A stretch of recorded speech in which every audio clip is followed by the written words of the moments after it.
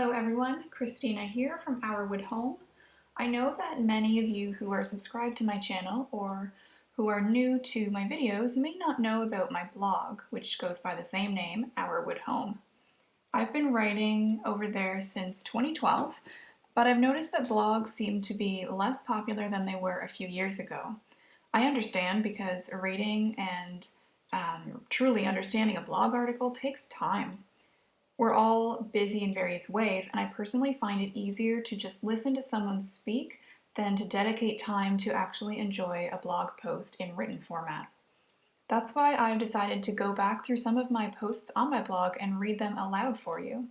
You can listen while you do other tasks, and I hope that you enjoy doing so.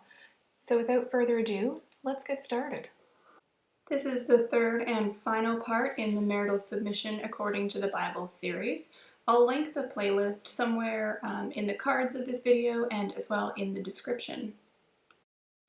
When I shared the contents of this blog post on my Facebook page for my blog, as well as in some groups that I'm part of, I got some interesting responses because women were assuming that I was telling them they needed to completely change their personalities, their behavior, and really everything about them to be some meek little dormouse of a woman who nods and smiles whenever her husband says something and was just more spineless than anything. And that wasn't my intention with that post, but because it's written down, sometimes it's hard to understand the tone of what I'm trying to say and where I'm coming from. So I think maybe that's where part of the misconception was, But I'm just going to get into reading the content of that blog post. This is going to be the last part in this series, but if there's any other topics you'd like me to share, I will happily do so, so just let me know in the comments of this video. I want us all to think about the kind of person that we are today. How do we act when nobody's around? How do we act and how do we speak in the company of others? I'm sure that all of us can find some behavior that we would like to change about ourselves. I think a lot of women today are repelled by the idea of submitting to their husbands because they don't want to lose their personalities and become that quiet little mouse. Even among Christians, there's that negative imagery that goes with marital submission. But desiring to have a more submissive marriage and committing to follow God's commands about it may change us as a wife. And is that really a bad thing? If, for example, you are naturally outgoing and friendly, does being submissive mean that you have to change that and be shy and impersonable? Is that even a word, impersonable? It is today. But no, it doesn't mean that you have to change being naturally outgoing and friendly. But perhaps along with that, something that you might need to work on is a sharp tongue, a quick temper, a judgmental attitude, a gossiping nature, and so on. I'll use myself as an example here. I'm naturally inquisitive and curious, and oftentimes my questioning nature is misinterpreted as defiance, being challenging, or argumentative, but in reality, I just like to ask questions.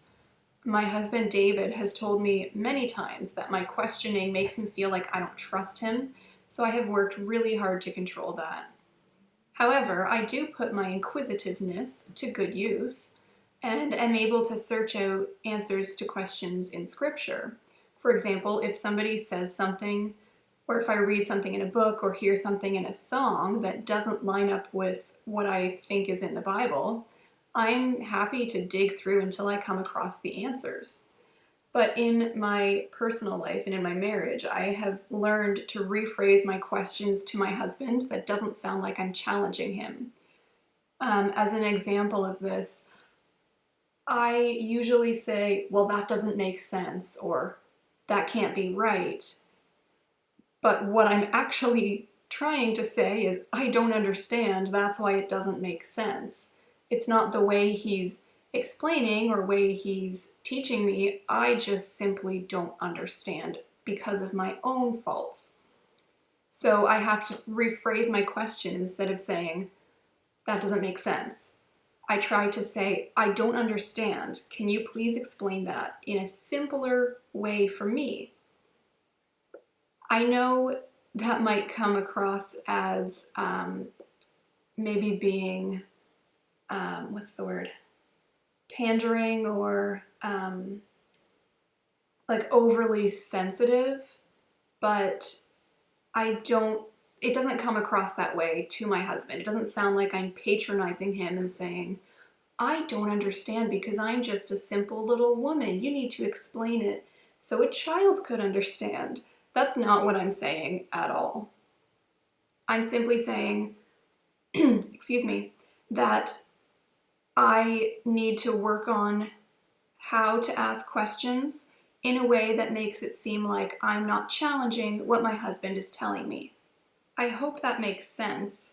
I'm still reading my blog post content, but I'm also kind of improvising because I wrote this post a few years ago and some things have changed since then. I've learned a bit more since then. But like with the other posts and videos in this series, I turn to scripture to see how I can learn more about this topic. So I'm going to read some verses and I want you to ask yourself, how might you change to become a more submissive wife? 1 Peter chapter 3 verses 3 to 5 says, your adornment must not be merely external, braiding the hair and wearing gold jewelry or putting on dresses, but let it be the hidden person of the heart with the imperishable quality of a gentle and quiet spirit, which is precious in the sight of God. For in this way, in former times, the holy women also who hoped in God used to adorn themselves, being submissive to their own husbands. Now, what does this verse mean for us today? I think a lot of people try to take the first part where it talks about just the physical and the external and focus on that. I don't believe here that we as women are being told we shouldn't pay attention to our appearance. What I believe we can learn from this passage is that there are more important things than just our physical appearance. I'm sure we can all agree on that. What's important here is the hidden person of the heart, who we are on the inside. We're told to have a gentle and quiet spirit because that's precious to God. What does that mean? What does it mean to have a gentle and quiet spirit? I think really that varies for each of us. Some of us may naturally be quiet, but perhaps when we do speak, we're sarcastic or sharp or critical. Likewise, we may be gentle, but very attention-seeking. So I can't tell you how to apply that directly to your life. I think what we all need to do is examine ourselves personally and see, do we truly have a gentle and quiet spirit? The next verse we read is Titus chapter 3, verses 1 to 2. Remind the people to be subject to rulers and authorities, to be obedient, to be ready to do whatever is good, to slander no one, to be peaceable and considerate, and always to be gentle toward everyone. Now this verse doesn't specifically say, remind the women, or remind the wives, but I think there's still a lot we can learn from this verse, or these verses. Now, subject to rulers and authorities. I think in this context, when this was written, it literally meant the leaders, the political leaders, the leaders of churches, etc. But I'm going to focus on the word authorities because based on our previous videos, who is our authority? Ultimately, it's God, but God has given authority to our husbands. So I think we are to be obedient and be subject or submissive to our authority of our husband, but ultimately to God. And when it says to be ready to do whatever is good, to slander nobody, to be peaceable and considerate and gentle towards all, I think those are traits and behaviors that we should be aspiring to as Christian wives and Christian women in general. It seems like those are all pretty straightforward things to do, but it may be a little bit harder if we make a conscious effort to do what's good, not to gossip, to be peaceful, peaceable, considerate, and gentle towards everybody, not just the people we like. And if we're being honest, maybe there's days that we don't really like our husbands. We surely love them, but love and like are different things, right? So I encourage all of us, and I challenge all of us women, to really take this verse to heart and to meditate on it and try to really implement what is being taught in this passage here in Titus. The final passage I want to read is Colossians chapter 3, verse 12. Put on then, as God's chosen ones, holy and beloved, compassionate hearts, kindness, humility, meekness, and patience. And as with the verse in Titus, this isn't specifically talking to women, but to all believers. And I think, again, it's especially important for women. If we have compassionate hearts, if we strive to be kind, humble, meek, and patient, those are behaviors that are pleasing to God. It indicates our willingness to obey Him and to respect the authorities that He's placed on our lives. And I know I keep harping on the same thing. Our husbands are our authorities, but I feel like with a post called Marital Submission According to the Bible, that's something you should expect to hear repeatedly. Now, how does this verse and how do the other verses relate back to my original question of what behaviors do we need to change within ourselves? And does being a submissive wife mean we need to give up large parts of our personality? I think, first of all, yes, there are parts of our personality or our behaviors that we might have to give up if we truly desire to be a submissive wife. But like I said before, that's not always a bad thing. I can give you an example from my life personally. Before I fully committed to living in this way as a submissive wife to my husband, there were a lot of things that I'm not proud of about myself. I was very controlling. I liked to be in charge. I would question my husband a lot. Even just the tone in which I spoke was not uplifting. It was not positive oftentimes. And I'm ashamed to say that, but it's true. I've been that way since I was very young, as I'm sure my family and old friends can attest. But I knew there were things I needed to change about myself. I knew that if I wanted to truly live a God-honoring life and have a better marriage, that I couldn't keep living the way that I was living. I couldn't keep trying to be the authority in our home, in our marriage. So I made a point to defer to my husband more often. Instead of saying, this is what we should do this weekend, or this is what I want to do, I would ask him, what are your plans for this weekend? Do you have anything going on? If not, here's what I'd like to do. And I know that may seem insignificant, but starting small with behaviors like that allowed for a greater impact, a slow transition, but it still made it easier for me to work on correcting those behaviors if I started in a small way.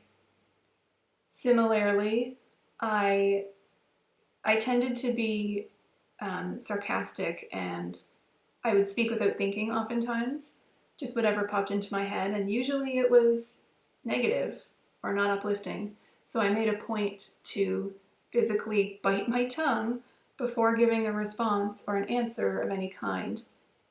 And that would allow me to actually think of what I wanted to say and quickly ask myself, is this edifying? Is this positive in any way? And if not, I don't say it. I also had a tendency to interrupt my husband when he was speaking, and I hate being interrupted, so I don't know why I would constantly interrupt him and just people in general. So again, physically biting down on my tongue would force me not to cut in when I wanted to, but to wait for that other person to finish what they had to say. And this may seem, again, insignificant, but it truly has helped change the way that I think and the way that I speak. And I'm not going to make claims that my marriage is perfect and that I am perfect, because that is far from true. None of us are perfect. But I do believe that my marriage is far better than it was a few years ago, because I've made a constant effort to live more biblically, to be more submissive to my husband, which is ultimately submission to God and respect for God and the order that He's placed in creation. If you find that your marriage is lacking, or if it's not the way you had hoped or the way it used to be, I don't want to say just start being more submissive to your husband and things will get better, because I can't say that. I don't know what's going on in your life, in your relationship.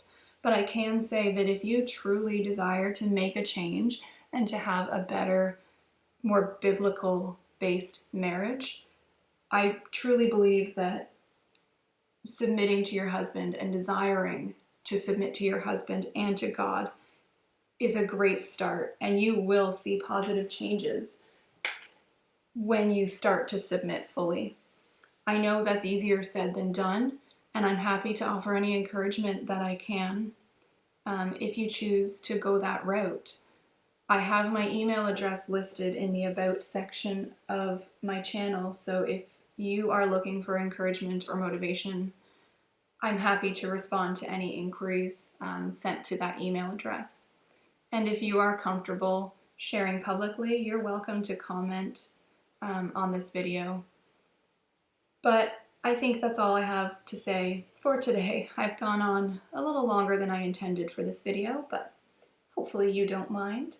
This is just a topic that I'm so passionate about because I've seen firsthand in my own life how this kind of behavior, submitting to my husband, has made a positive impact. I know I probably sound like a broken record saying that over and over, but it's true. It's something that I wish I had done sooner, but I'm so grateful that I have made those changes.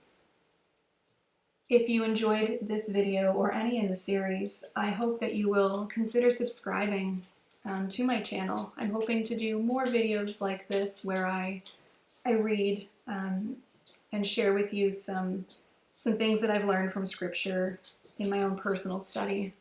I hope that you have a great rest of the day.